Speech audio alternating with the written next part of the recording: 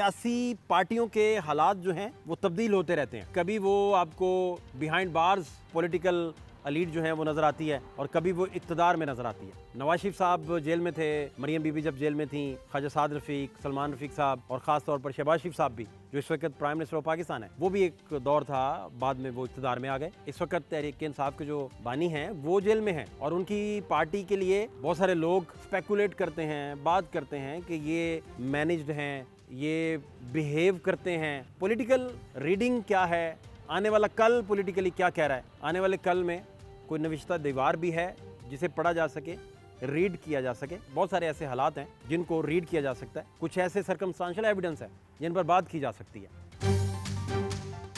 Chief justice जो नए आए हैं, या अफरीदी इन्हें डूबेगा। आज एक फियाद ही ने उस हवाले से आज़ाद अदलिया को इन्होंने महकूम कर दिया है। तरमीमें की गई हैं गैर आईनी तरीके से, चंद अशराफिया फ़ायदा उठा रहे हैं। अली अमीन गंडापुर ने कहा कि अडयाला जेल के दरवाजे हमारे लिए खुले और उन दरवाज़ों के खुलने के बाद जो एहतजाज था वो हमने मौखर कर दिया। एहतजाज के मौखर करने के बाद सारे पाकिस्तान में जो खबर ट्रैवल की वो यही थी कि तहरीक इंसाफ के साथ कोई बेहतर मामला होने वाला है शायद, और कोई खुशी की खबर आने वाली है। लेकिन उसके बाद हालात बदल गए और उन बदलते हालात में 26वीं आईनी तरमीम भी थी। उन हालात के बदलाव में तहरीक इंसाफ का जो तर्ज हुकूमत और तर्ज सियासत था वो भी था। राब्ते फिर किए गए। अब ये कहा गया कि जी एक दफ़ा खान साहब से जाके मिलें और खान साहब से आप बात करें। एस्टेब्लिशमेंट ही है वही रब्ता करती है। मैं खुद भी चीफ मिनिस्टर हूँ, रब्ता कोई ऐसा रब्ता नहीं हुआ कि लो लेवल पर हुआ होगा। मुझसे रब्ता ज़ाहिर बात जिन्होंने किया होगा तो मेरा भी स्ट्रेचर देख के ही किया होगा। अली अमीन गंडापुर जो हैं वो महर बुखारी साहिबा के शो में अपीयर होते हैं और वहाँ वो बताते हैं कि देखें ना, ये अडयाला के दरवाजे हमारे लिए खुले थे, हम मिले थे जाके और फिर हमने अपना मौखर कर दिया था एहतजाज। तो वहाँ से ये फील ट्रैवल कर गई पूरे पाकिस्तान में, पूरी दुनिया में, कि कुछ अच्छे दिन आने वाले हैं। बीच में 26वीं आईनी तरमीम पड़ गई। बात जा किधर रही है बेसिकली, हालात क्या हैं, आपकी रीडिंग क्या है, असेसमेंट क्या है तहरीक इंसाफ को लेकर? देखिए सर, मैं ये समझता हूँ कि पाकिस्तान में सियासी जमातें हमेशा जब भी उनका ताकतवर हलकों से उनका वो पेज फटता है तो उसके बाद अल्टीमेटली उनको जेल जाना पड़ता है। चाहे वो कोई भी सियासी जमात हो, उसकी लीडरशिप जब इक़्तिदार के ऐवानों से निकलती है तो फिर उन्हें जेल जाना पड़ता है। और पीटीआई के साथ ये क्योंकि पहली दफ़ा हुआ हिस्ट्री में, और पीटीआई उसमें होता ही है कि सियासी जमातें फिर इंतज़ार करती हैं मुनासिब वक्त का। और हमने देखा कि 2 मरतबा इन्हीं जेलों से मियां नवाज शरीफ लंदन चले गए, 2 मरतबा बंद किए गए, 2 मरतबा बाहर चले गए और अपने वक्त पे उन्होंने अपने कार्ड्स खेले। फिर बाहर से अपने बैठ के उन्होंने कार्ड्स खेले। पाकिस्तान पीपल्स पार्टी बेनज़ीर, बिल्कुल कोई जगह नहीं थी इक़्तिदार के ऐवानों में उनके लिए, लेकिन वो भी 2 मरतबा वज़ीर आज़म बनी और नो डाउट के उन्होंने भी अपनी जगह जो है वो बनाई और बातचीत के ज़रिए बनाई। ठीक है जी, तो मुज़ाहमत भी बड़ी हुई। आप देखें कि जुल्फ़िकार और वो जो कार्रवाइयाँ थी वो सारा कुछ हुआ। इवन मुस्लिम लीग नून का जब वर्क फटा तो तकारीर रिकॉर्ड पे हैं सियासी लीडरशिप की, लेकिन पीटीआई की तरफ से जो लबो लहजा इख्तियार किया गया है वो निस्बतन ज़्यादा सख्त है।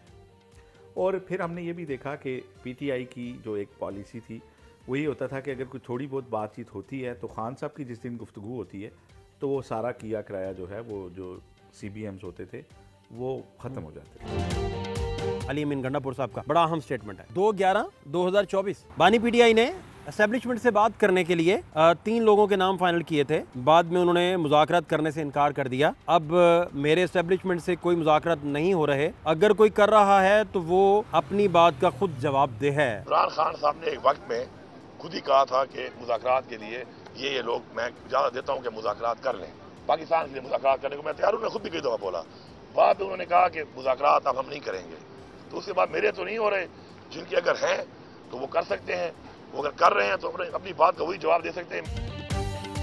सबसे बढ़कर क्या आने वाले दिनों में कोई स्पार्क, कोई ऐसी चीज़, या जो 26वीं आईनी तरमीम आई है उस आईनी तरमीम के बाद सूरत हाल यही रहेगी और एक तरफ आईनी बेंच चल रहा होगा और दूसरी तरफ याहिया अफरीदी होंगे जिनका सुप्रीम कोर्ट होगा, जहां आपको आईनी मुकदमात तो नजर नहीं आएंगे लेकिन 302 के मुकदमात और दीगर प्रॉपर्टी के केसेस और इस तरह के मुकदमात नजर आएंगे जो कि सुप्रीम कोर्ट को, जो कानूनी माहिरीन कहते हैं कि टूथलेस करने के मुतरादिफ है। आपको लगता है कि कोई स्पार्क नहीं होगा, इसी तरह चलता रहेगा, आईनी बेंच अपनी जिम्मेदारियां इसी तरह संभालेगा और जो दूसरा सुप्रीम कोर्ट चल रहा है पैरेलल उसके, जिसको याहिया अफरीदी हेड करेंगे, वो वही 302 और दीगर कुछ मुकदमात देखा करेगा, आईनी मामला सारे इधर चले जाएंगे। तो ये पैरेलल सिस्टम चलता जाएगा या कोई स्पार्क आप देख रहे हैं? देखिए, स्पार्क हो भी तो क्या, उससे कोई चिंगारी कितनी निकलेगी, कोई इरप्ट होगी कोई चीज़। ये असल तो मसला ये है, कुछ जजेस की राय जिस तरह ये था कि फुल कोर्ट हम 4 नवंबर को बैठे, मेजॉरिटी क्या सोच रही, ये असल चीज़ है। तो मेरा ख्याल है कि 2 महीने अगले जो हैं इन्हीं 7 जजेस ने जो है वो आईनी बेंच के होंगे। इन जजेस पे अब देखना है कि इन जजेस को हुकूमत ने चुना है। अगर 26वीं आईनी तरमीम का केस लगता है तो इनके सामने ये दरख्वास्त होगी कि जी आप नहीं फुल कोर्ट सुने, तो क्या ये फुल कोर्ट को रेफ़र करेंगे? और वो जो ख़त आपने ब्रेक किया था जी, जिसने 4 नवंबर को एक फुल कोर्ट बनाने की कमेटी ने, जी उस वक्त की कमेटी में आपको पता है मुनीब थे जी और मंसूर शाह थे, जी जी उन्होंने जो फैसला किया था वो फैसला अब किधर गया और वो फैसले पे इम्प्लीमेंट आपको होता कभी दिखाई दे रहा है? हो सकता है या नहीं पॉसिबल? देखिए, वो उस वक्त ही होगा जब याहिया अफरीदी साहब उस चीज़ की रजामंदी देंगे। याहिया अफरीदी अब जिस तरह अगले हफ्ते वो कराची में है, तो मेरा ख्याल है कि सोच यही है कि फ़िलहाल हमें जो है वो इस वक्त एग्जेक्टिव और पार्लियामेंट मजबूत है, फ़ैसला साज जो असल फ़ैसला साज हैं वो भी जो इस वक्त उनका पड़ा भारी है। तो इस वक्त हमें जुडिशियल रिस्ट्रेन का मुजाहरा करना चाहिए, जुडिशियल रिट्रीट करनी चाहिए कुछ टाइम के लिए और देखना चाहिए चीज़ों को, और ऐसा नहीं कि हम दीवार के साथ टक्कर मारें। तो ये ओपिनियन जो है ये ज़्यादा पाई जा रही है। लेकिन एक बात है कि 26वीं आईनी तरमीम पे मुझे जो महसूस हो रहा है वो ये है कि मेजॉरिटी सुप्रीम कोर्ट में जजेस समझ रहे हैं कि हमारी पावर को इनक्रोच किया गया।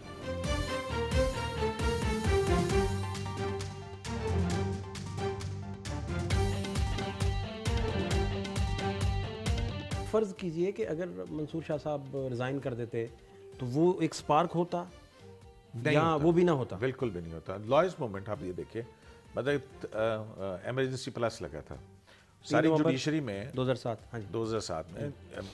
तो क्या हुआ था, 3 नवंबर 2007 की बात कर रहा हूँ ना, वहाँ पे जुडिशरी खड़ी हुई, उस जजेस को सैक किया गया और फिर वो बहुत फ़र्क है ना। आप देखें यहाँ पे एक आईनी तरमीम के ज़रिए से और बिल्कुल उन्हीं असूलों के ऊपर जो कि जस्टिस मंसूर अली शाह साहब ने तश्कील दिए जजेस की अपॉइंटमेंट के हवाले से, और उसकी रीसेंट मिसाल लाहौर हाई कोर्ट के अंदर जजेस की अपॉइंटमेंट का मामला है। वही कवायद व ज़वाबित जो उन्होंने बनाए थे ये उससे बहुत करीब तर हैं कि हर जो वैकेंसी है उस पर 3 लोगों को कम से कम जो है देखना चाहिए।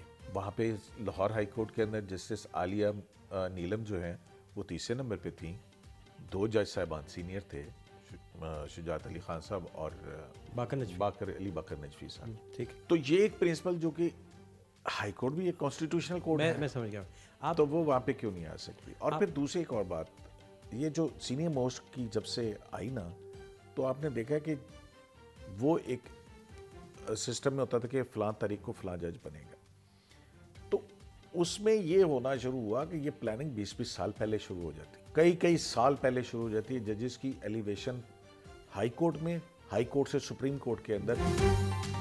अहम मुद्दा ये है कि जैसे कुलसूम बीबी ने कानो कान किसी को खबर ना होने दी और नवाज शरीफ साहब की रिहाई में बड़ा रोल प्ले किया था, बड़ी ब्रिजिंग की थी, क्या किसी स्टेज पर बुशरा बीबी इस तरह का रोल प्ले कर सकती हैं कि बात आगे बढ़े और बात आगे चले, पॉलिटिकली भी और तहरीक इंसाफ के हालात को लेकर भी? बुशरा बीबी किसी स्टेज पर कुलसूम बीबी जैसा रोल वो प्ले करके, जैसे आपने वो याद भी करवाई, तारीखी एक बहुत बड़ी हकीकत, ऐसा कोई रोल हो सकता है? बुशरा बीबी कर सकती हैं ऐसा रोल, मुझे इसमें कोई शुबा नहीं है। जिस तरीके से इमरान खान को सारे इक़्तिदार में बाकी सारी ताकतों से वो अलहदा लेके चली हैं, जिस तरीके से उनके ऊपर उनकी कमांड है, तो वो एक बड़ी एक गहरी एक खातून हैं और वो मतलब वो बिल्कुल चीज़ों को अपने हाथ में लेके चल भी सकती हैं, खुफिया भी रख सकती हैं, लेकिन अभी वो हालात नज़र नहीं आ रहे इस्टेब्लिशमेंट की साइड से। आज के दिन में मौजूदा जो सेटअप है उसके साथ उनको कोई मसला नहीं है, वो कंफर्टेबल हैं। आज के दिन में बैरूनी दुनिया से जो इमदाद और ये चीज़ें थी वो भी किसी हद तक आप इकॉनमी का पहिया हिलता जुलता आपको नज़र आना शुरू हो रहा है। तो मुझे कोई ऐसा महाज नज़र नहीं आता। एक जो तवक्को है दोस्तों को, PTI वालों को, कि जो है अमेरिका मुदाखलत करेगा, तो अमेरिकी मुदाखलत के हवाले से भी खान साहब की फेवर में मुझे इतनी जल्दी कोई होता नज़र इसलिए नहीं आता कि मुल्कों के ताल्लुकात मफादात पर होते हैं और ट्रंप साहब यहाँ पे अमेरिकी मफाद को वाच करेंगे ना कि किसी ज़ाती दोस्ती को, और वो भी उन लोगों के साथ जाना पसंद करेंगे जो अमेरिकी मफाद को बेहतर तरीके से आगे बढ़ा सकें।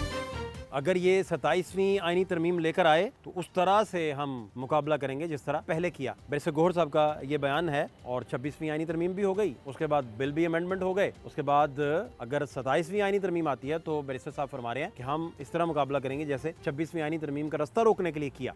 अभी फ़िलहाल हमने बातें सुनी है, अगर तरमीम लेके आएंगे तो जिस तरह पहले से मुकाबला किया इंशाअल्लाह ताला इस मरतबा ऐसे ही मुकाबला करेंगे। और हम तो आदलिया से यही दरख्वास्त करते चले आ रहे थे कि आप एक्शन ले लें। देखिए, एक पार्टी के वोट को तोड़ के आप नंबर बराबर करो, ये प्रेसिडेंट अगर आप सेट करेंगे तो आइंदा जो माइनॉरिटी वाली पार्टियाँ होंगी वो मेजॉरिटी पार्टी के मेंबरान को साथ मिला के तोड़ के हुकूमत बनाएंगे। हमारा इस चीफ जस्टिस के ज़ात से कोई ताल्लुक़ नहीं, जो भी चीफ जस्टिस है, हमने कभी जजेस का नहीं कहा कि ये जज हमारा है और वो जज आपका है। हमने हमेशा कहा जज सारे हमारे, लेकिन हमने एक असूली मौके पर रखा था कि सीनियरिटी के प्रिंसिपल को जब से पाकिस्तान बना है अप्लाई होता रहा है कि सीनियर मोस्ट जज ही बनता है। 26वीं आईनी तरमीम, आईनी बेंच, जस्टिस याहिया अफरीदी, और इसके साथ जुड़ा हुआ है एक पॉलिटिकल सिनेरियो सारे का सारा, और उस सारे सिनेरियो में तहरीक इंसाफ, उसके कार्ड्स, उसके पास क्या कार्ड्स मौजूद हैं, तहरीक इंसाफ क्या ख्वाब बुन रही है, वो ख्वाब जो बुन रही है वो शर्मिंदा ताबीर होंगे नहीं होंगे, एक बहुत बड़ा सवालिया निशान है। अभी भी बहुत सारे लोग ख्वाब बुन रहे हैं। जो लोग ख्वाब बुन रहे हैं उनका ये ख्याल है कि कोई स्पार्क होगा सिस्टम के अंदर से, और वकला बहाली तहरीक की तरह जैसे कोई वाली वारस निकल आए थे, तो कुछ इस तरह से ऐसे ख्वाब अभी भी बुने जा रहे हैं। आप तक ये ख्वाब भी पहुंचते होंगे, आपका क्या रिस्पॉन्ड है सर इस पे? ये जो ख्वाब बुनने पे कोई पाबंदी नहीं होती, ठीक है सर। हम देख रहे हैं कि जनरल फैज़ आएगा तो मुझे वज़ीर आज़म बनाएगा, मंसूर शाह आएगा तो नए इलेक्शन कराएगा, ट्रंप आएगा तो मुझे जेल से निकालेगा, जनरल पाशा मुझे वज़ीर आज़म बनाएगा, और ऐसा होता भी रहा। ठीक है, अगर आपका इशारा मखसूस सियासी जमात के जो प्रोपेगेंडिस्ट्स हैं उनकी तरफ है तो वो एक अलग बात है। उसके पीछे ज़ाहिर है हर पॉलिटिकल पार्टी को अपना नैरेटिव बनाने का भी हक है, और अभी हमने अमेरिकन इलेक्शन के अंदर भी देखा कि कमला हैरिस और ट्रंप की जो कैंपेन है सोशल मीडिया के ऊपर एक डायरेक्ट मैसेजेस और अमेरिका बर्बाद कर दिया, ये कर दिया, वो कर दिया, जबकि दूसरी तरफ जो है वो एक और तरह की बहस।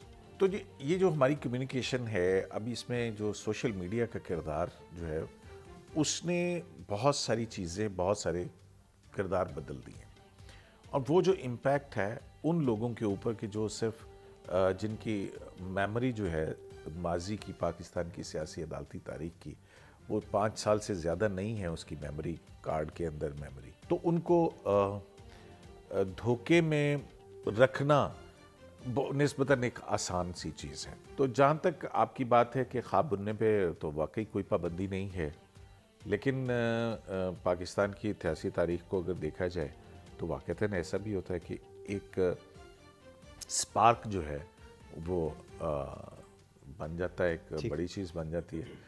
लेकिन जो अदलिया की तहरीक के हवाले से अगर हम देखें, इसको कंपैरिजन करें, तो 2007 में जो इफ्तिखार मोहम्मद चौधरी साहब के हवाले से हुआ और फिर उसके बाद एक लॉयर्स मूवमेंट शुरू हुई, उस लॉयर्स मूवमेंट का एक बुनियादी मसला ये था कि मुल्क पिछले 8 साल से एक डिक्टेटरशिप के अंदर था, जहाँ पे आपकी एक मॉरल वो बनती थी कि एक आमिर ने चीफ जस्टिस के बाल खींचे, मैन हैंडल किया और इस तरह की सारी चीज़ें, तो उसने एक स्पार्क किया उसको जिससे वो एक पूरी मैस मूवमेंट बनी लॉयर्स की, फिर उसके अंदर पॉलिटिकल पार्टीज भी शामिल हुई, ऑल्दो कि सारी नहीं हुई लेकिन कुछ हुई, और फिर उसके बाद जो है उसका वो बना। लेकिन आज के जो हालात हैं, लॉयर्स मूवमेंट आज के हालात में मुझे देखने को उस तरह से मिलते नहीं हैं। हम देखते थे कि बार के जो इंतखाबात होते थे उनमें भारी अक्सरियत से लॉयर्स मूवमेंट के जो सरकर्दा रहनुमा थे वो जीतते रहे थे। ठीक, यहाँ पे हम देखते हैं कि पहली मरतबा ही जो 26वीं आईनी तरमीम को लेके और काजी फैज़ ईसा साहब को लेके और फिर जो बल्ले का निशान है उसको लेके, उसके फ़ैसले को लेके और जिस तरह की एक कैंपेन बिल्डअप की गई, लेकिन अल्टीमेट क्या हुआ, सुप्रीम कोर्ट बार के इंतखाबात का रिज़ल्ट सामने आ गया आपको, और उसमें वो लोग जो है वो शिकस्त हो गई उनको। अब यहाँ पे एक तरफ पार्लियामेंट खड़ी है, लेकिन इस सोच का फ़र्क देखिए कि आज जो है वो पार्लियामेंट के जो की कानून साजी या आइन साजी एक तरफ ये है और एक तरफ जनरल परवेज़ मुशर्रफ है। अब इसमें अगर आप अखलाकी तौर के ऊपर या इन प्रिंसिपल स्टैंड लेना चाहें तो आप जनरल परवेज़ मुशर्रफ के हक़ में तो नहीं ले सकते हैं। क्या कभी ऐसा डिस्कस भी हुआ सुप्रीम कोर्ट के अंदर कि जस्टिस मंसूर अली शाह, जस्टिस मुनीब और भी ऐसे जज साहिबान, कोई इस्तीफ़ों पर गौर किया गया, या कभी ऐसा हुआ कि उन्होंने अपने रिज़ाइन पे गौर किया हो, या इस तरह की डिस्कशन हुई? क्या किसी स्टेज पे मंसूर शाह साहब ने, मुनीब साहब ने या दीगर कुछ जजेस ने कभी सोचा कि रिज़ाइन कर दिया जाए, इस सिस्टम का हिस्सा ना रह जाए, या इस तरह की तजवीज़ कभी काबिल गौर रही नहीं? देखिए, मुझे नहीं मालूम कि इस हवाले से, लेकिन ये शुरू में जो है सब ने उनको यही कहा, ये इतला थी कि जी आप रहें, क्योंकि आप रहेंगे तो जो है वो एक उम्मीद रहेगी। लेकिन मेरा ख्याल है जो एक्सपेक्ट किया जा रहा था कि जी तीसरे नंबर से जज आएगा तो कोई रिएक्शन आएगा बड़ा स्ट्रॉन्ग। सुप्रीम कोर्ट बार का इलेक्शन आपको पता है हुकूमत जीत गई, हुकूमत का ग्रुप जीता है, इंडिपेंडेंट ग्रुप जीता, उससे काफ़ी डैमेज हुई है जो काज थी जुडिशरी की, इंडिपेंडेंस ऑफ जुडिशरी। और अब भी जो इस वक्त सूरत हाल है उसमें अगर आप देखें तो ऐसा लग रहा है कि जो चीज़ें हैं वो इंडोर्समेंट हो चुकी है उनकी। लेकिन 3 नवंबर 2007 को जज घर भेजे गए थे और मार्च 2009 में जज फिर बहाल हो गए, 2 साल लगे थे। तो एक टाइम आता है, कई दफ़ा चीज़ें स्लो होती हैं फिर ऊपर जाती हैं। एक वाक़या जो है ना चीज़ों को यानी जैसे एक यानी मामलात को ख़राब कर सकता है। तो हुकूमत, इसमें कोई शक नहीं कि फ़िलहाल उसने हुकूमत ने कंट्रोल संभाल लिया। आप गवर्नमेंट के विजडम को दाद दे रहे हैं बेसिकली कि 6 जजेस से मामला शुरू हुआ, बहुत स्पार्क आए, लेकिन कहीं डावाडोल नहीं गवर्नमेंट ने होने दिया, बड़े अच्छे से उसने मैनेज किया, ब्रिजिंग की, अपने सारे मामला, सारे प्यादे बिछाए, सारा कुछ किया। ये बेसिकली आप कह रहे हैं। देखिए, दाद तो बनती है काजी फैसल साहब, जिन्होंने 6 जजेस के ख़त पे भी जिस तरीके से उन्होंने उस मामले को चलाया, पूरे निज़ाम को जिस तरह चलाया, 26वीं आईनी तरमीम में 63A का फैसला करके जिस तरह 2/3 दिलवाई, रिकाउंटिंग में नून लीग के 3 MNA बढ़ा दिए। आपको और फिर हुकूमत का कोई शक नहीं है कि उसमें है, बिल्कुल उन्होंने जिस तरीके से ये अब सिस्टम लाए हैं कॉन्स्टिट्यूशनल बेंचेस, और जिस तरह सुप्रीम कोर्ट में उन्होंने चुन चुन के जज जो इंडिपेंडेंट थे उनको साइड लाइन किया, ये दाद बनती है। नहीं, आप ये नहीं समझते कि वो 63A जो है वो पंजाब में इस्तेमाल करके हमजा की हुकूमत ली गई उस वक्त?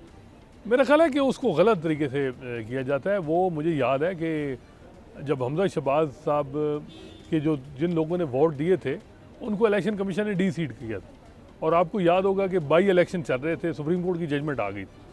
तो सुप्रीम कोर्ट ने कहा जी कि जो हमजा शहबाज हैं ये ट्रस्टी वज़ीर आला होंगे।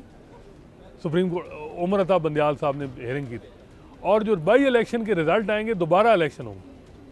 तो बाई इलेक्शन जब ज़िमनी इलेक्शन हुई है उन MPs की सीटों में, तो मेरा ख्याल है 19 में से 16 सीटें PTI जीत गई थी, और वाज़ेह अक्सरियत उनकी पंजाब में हो गई थी परवेज़ इलाही साहब। अगर हमजा शहबाज वो सीटें दोबारा रिगेन कर लेते उनके लोग जो डी-सीट हुए थे, तो वो वज़ीर आला होते। वो तो मसला ही नहीं था, वज़ीर आला उनका मसला हुआ कि जो बाई इलेक्शन, जो ज़िमनी इलेक्शन था। मतलब आप कह रहे हैं कि जो बंदयाल साहब का 63A का फैसला था वो आयन रीराइट का नहीं, वो गलत है, वो गलत है, लेकिन उसका मैं कह रहा हूँ उस बाकी वो फैसला बिल्कुल वर्स्ट जजमेंट थी, री राइट था। लेकिन ऐसे कई फैसले सुप्रीम कोर्ट में हैं। अभी रिसेंटली जैसे अमीनुद्दीन खान ने एक जजमेंट लिखा कि एक जज रिटायर हो जाए तो उसके खिलाफ अगर सुप्रीम जुडिशल काउंसिल ने कार्रवाई शुरू की हुई है तो फिर भी उसको निकाला जा सकता है, और आपके सामने मज़ाहिर नकवी को निकाला गया, पेंशन सब कुछ ख़त्म। हालांकि चले गए थे, हाँ, टैक्स करके चले गए थे। जी, आइन आर्टिकल 209 बड़ा क्लियर है कि मिसकंडक्ट की कार्रवाई हाई कोर्ट या सुप्रीम कोर्ट के जज के खिलाफ होगी। जब जज रिजाइन कर देगा तो फिर जज ही नहीं रहा, तो फिर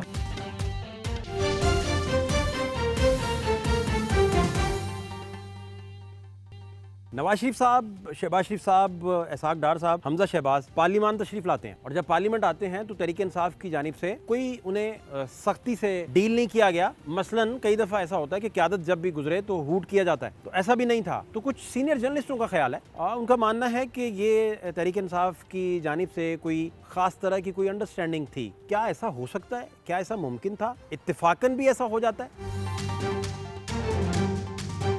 अगर किसी ने बाहर बैठकर जेल के बाहर कोई ब्रिजिंग करने की काविश की है, तहरीक इंसाफ में कोई ख्वाजा आसिफ जैसी शख्सियत या मलिक अहमद खान जैसी शख्सियत या कुलसूम नवाज जैसी शख्सियत, पहली दफ़ा मियाँ साहब को जब वो बाहर लेके गई थी तो किसी को कानो कान खबर नहीं होने दी थी उन्होंने। जब मियाँ साहब गए थे, जब वो हाई जैकर की सज़ा हो चुकी थी, उन्हें जद्दा जब गए, उम्र कैद हो चुकी थी, तो उनके साथ वाले सेल में बंद शायद खाकान अब्बासी को पता है उस वक्त चला जब सेल खाली था कि मियाँ साहब तो चले गए। खाकान अब्बासी बताते हैं कि मेरे साथ हमें शहबाज शरीफ मिलने आए, रात सेल खुले और वो मिलने आए और उन्होंने बताया कि मैं जा रहा हूँ, तो हमने कहा चलें अल्लाह के हवाले वगैरह वगैरह।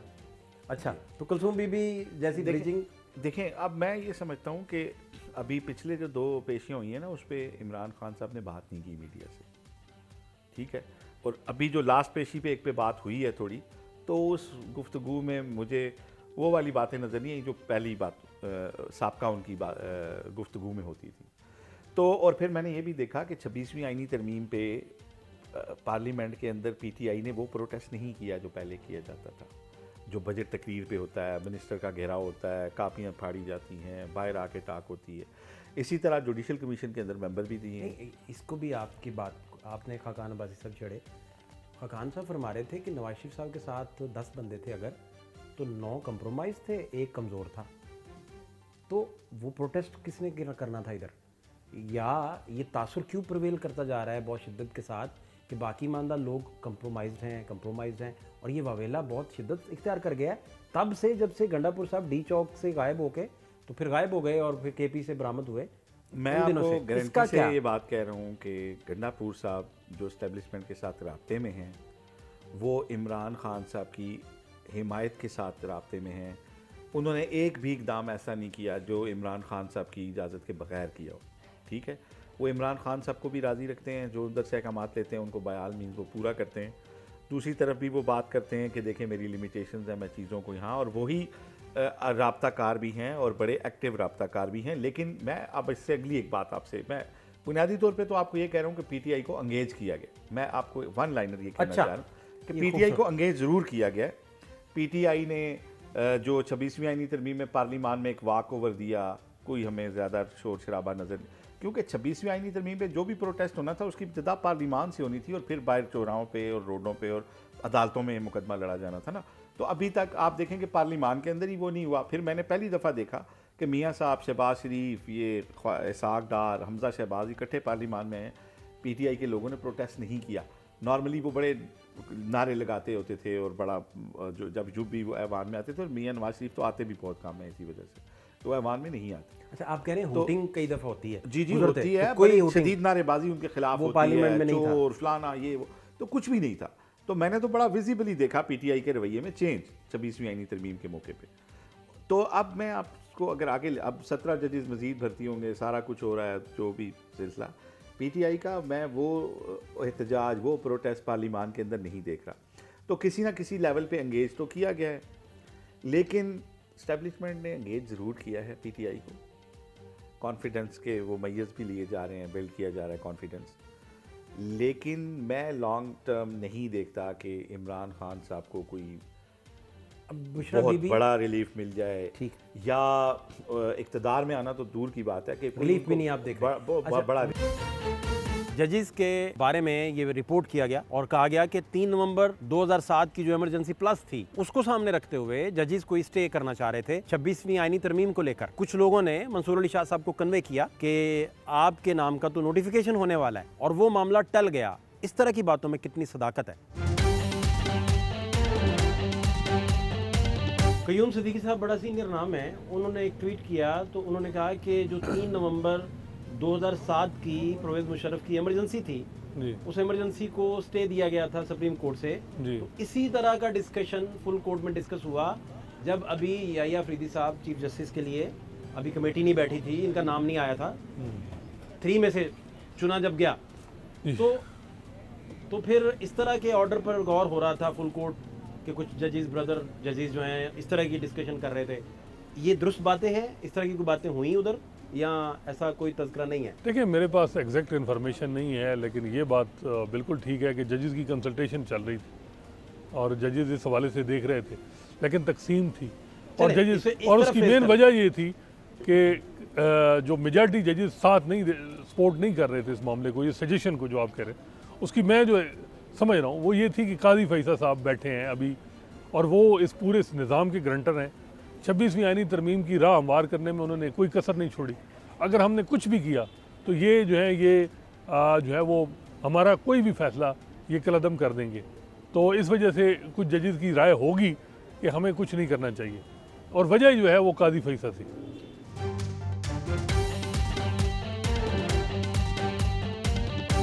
जनरल बाजवा कोर कमांडर पिंडी थे और धरने जब चले तो धरनों में उनका रोल बड़ा पॉजिटिव था, प्रो डेमोक्रेट था और ये बातें सरगोशियों की सूरत में वज़ीर आज़म साहब, नवाज शरीफ साहब तक पहुंची। अच्छा चलें, इसको भी एक साइड पे ज़रा रखिए। मंगला के कोर थे परवेज़ मुशर्रफ साहब, तो उनको तलब किया गया और उन्होंने कहा कि सब ने सिफारिशें करवाई हैं, आपकी तरफ से सिफारिश नहीं आई। जहांगीर करामत के इस्तीफे के बाद टॉप 3 के जो चीफ जस्टिस साहिबान होंगे पूरे मुल्क में ये बहस छिड़ी कि वो फिर गवर्नमेंट के हक़ में फ़ैसले दे के बताया करेंगे या क्या करेंगे और अपना विजडम अप्लाई पूरा करेंगे। तो मतलब एक डिवीज़न है ना, जैसे 8-5 की डिवीज़न आई मखसूस नशिस्तों में, इस मसले को कैसे हल किया जाए? देखें, 2 चीज़ें हैं, मेरा इस बारे में बड़ा वो है। पहली बात तो ये है कि जो जज साहिबान हैं उन्होंने हल्फ लिया है आइन और कानून के नीचे, आइन के तहफ़्फ़ुज़ का और कानून के तहफ़्फ़ुज़ का, और उसके मुताबिक फैसले लेने का। मसाइल वहाँ पैदा हुए, हमने ये देखा जब अदालत ने अपने इस इख्तियार समात को एक बुरी तरह से इस्तेमाल करना शुरू किया। अब वो इस्टेब्लिशमेंट की बी टीम बन के किया या अपने तौर के ऊपर किया, ठीक है। 184(3) का इस्तेमाल ऐसे हो गया जो कि 58(2)B का नेमल बदल बन गया, ठीक है। हुकूमतों को, एग्जेक्टिव को यरगमाल बना लिया गया। मतलब 184(3) का आपने एक नोटिस लिया साफ पानी का और फिर उसके बाद सारी ब्यूरोक्रेसी वहाँ बैठी हुई है, ऑर्डर का इंतज़ार कर रही है।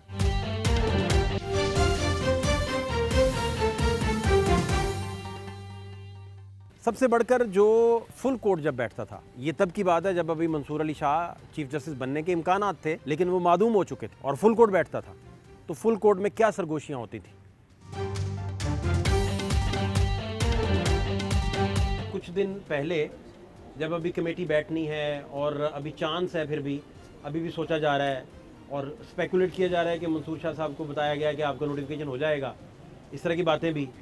तो उन दिनों क्या बातें हो रही थी जब फुल कोर्ट बैठता था, तो क्या डिस्कशन होता था? जजेस आपस में क्या बात होती थी, कुछ सरगोशियों तक जो आप तक पहुंचती हो, क्या गुफ्तगू थी?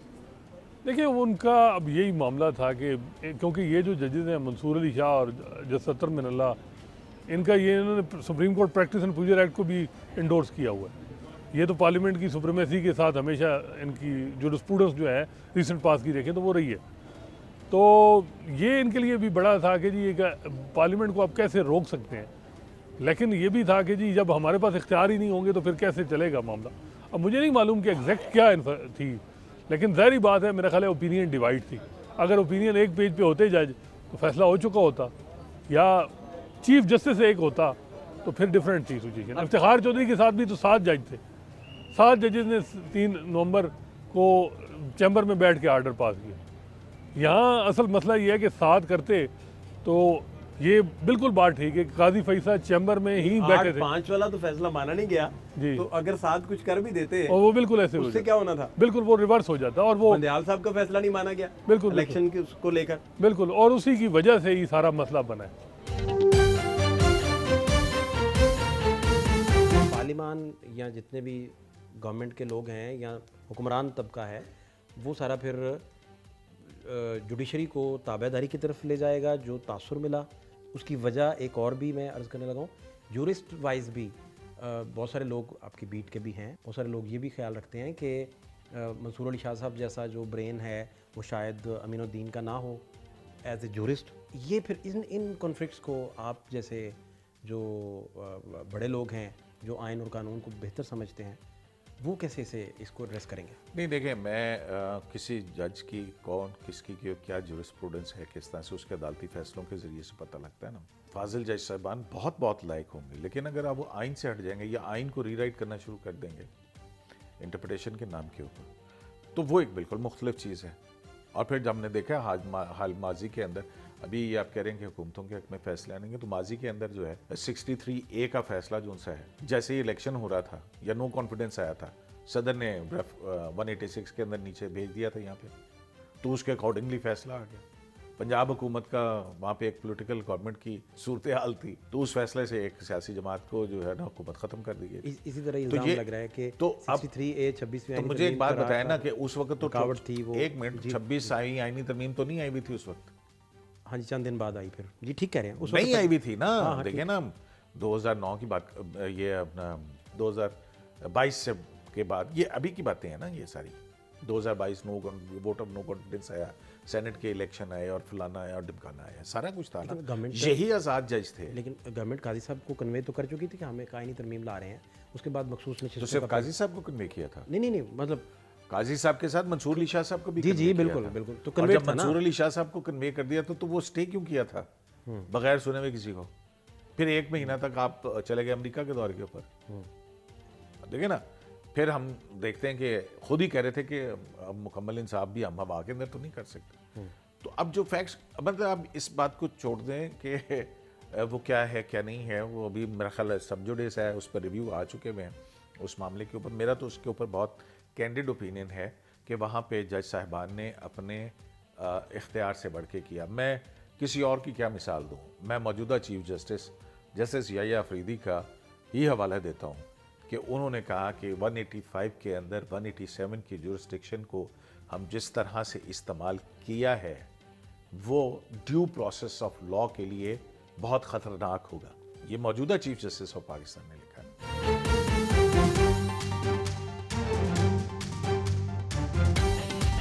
आपका ये फिर मानना है कि शहबाज शरीफ गवर्नमेंट और ये हुकूमती इत्तेहाद ये 5 साल बड़ा स्मूथली पूरा करेगा, इसे कोई ख़तरा आप नहीं देख रहे? देखें शहबाज भाई, पाकिस्तान में तो कोई चीज़ प्रेडिक्ट नहीं की जा सकती, हालात कभी भी अचानक तब्दील हो जाते हैं। लेकिन आज हम जो तजिया देते हैं ना, हम इस तरह का देते हैं कि जैसे बादल नजर आए तो हम कहते हैं कि बारिश हो सकती है, लेकिन कई दफ़ा हवा आती है और बादल उड़ा के ले जाती है और बारिश नहीं होती। आज के दिन में इस सेटअप को किसी किस्म का कोई चैलेंज नहीं। आज के दिन में इस सेटअप के सामने कोई बड़ी रुकावट, सियासी चैलेंज मौजूद नहीं है।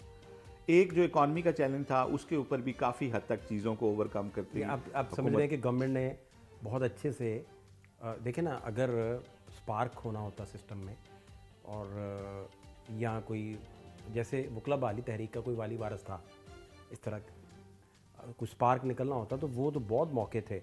इसका मतलब गवर्नमेंट ने बहुत अच्छे से चीज़ों को देखें बांधे हैं सारा कुछ। सुप्रीम कोर्ट ऑफ पाकिस्तान के साथ जो कुछ हुआ है, मैं समझता हूँ वो इंतहाई बेहतरीन तरीके से मैनेज किया गया। अब जो वकला एक्शन कमेटी बनी है उसमें देखें कि बार काउंसिल नहीं है, सुप्रीम कोर्ट बार का सदर नहीं बनने दिया गया, अक्सरियत नहीं लेने दी गई और ज़ाहिर वकीलों ने वोट डाले। तो जो भी कुछ किया गया, जैसे भी मैनेज किया गया, देखें अब अगर सहाफ़ियों का मामला और नेशनल प्रेस क्लब या PFUJ RAUJ उसमें फ़रीक ना हो और एक एक्शन कमेटी हो तो उसकी क्या हैसियत होगी?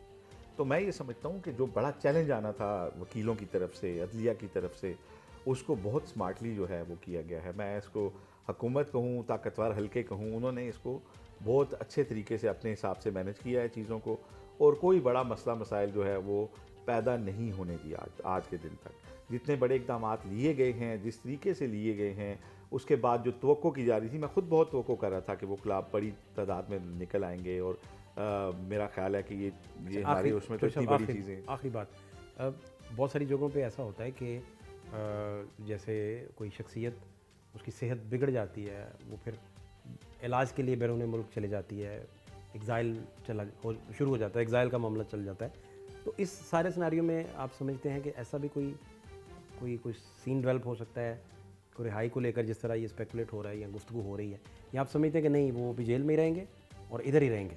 इमरान खान अगर जेल से बाहर चले जाते हैं ना, तो उनके बयानिए के पीछे, चाहे उनके फॉलोअर्स जितने भी उनके ब्लाइंड फॉलोअर्स हों, उनके बयानिए के पीछे एक बहुत बड़ा सिफर लगता है। क्योंकि माजी में वो यही इल्ज़ाम लगाते रहे दूसरों पे कि मैं, ये सारे जो लोग हैं ये चोर हैं, मैं दुरुस्त हूँ, ये करप्ट हैं, ये बाहर भाग जाते हैं, ये यूँ करते हैं, मैं जेल काट रहा हूँ, मैं बिल्कुल फिट हूँ। मैं अगर इमरान खान साहब बाहर जाते हैं तो उनकी सियासी जो साख है और उनका जो बयानी है उसको शदीद धचका लगेगा, और एक आम पाकिस्तानी के नज़दीक उनका एक बहुत बड़ा, गो के उनके बड़े बड़े यू टर्न नज़रअंदाज हुए, लेकिन ये शायद ऐसा यू टर्न होगा कि जिसको खुद खान साहब भी जस्टिफाई नहीं कर सकेंगे। जो बात अक्सर लोग कह रहे हैं कि किसी तरह की कोई डील हो नहीं सकती और इनका एग्जाइल पे भेजे जाने का भी जो मफरूज़ा है वो गलत है, ऐसा कुछ नहीं होगा, तो फिर पॉलिटिकल मंजरनामा क्या बनेगा, पॉलिटिकल सूरत हाल क्या बनेगी, तो इंटरनेशनल प्लेयर्स हैं उनका रोल क्या होगा, और बात फिर कहाँ जाकर रुकेगी, बात निकलेगी तो फिर दूर तलक जाएगी। फात शहबाज खान को इजाज़त दीजिए, ऐलान के बाद।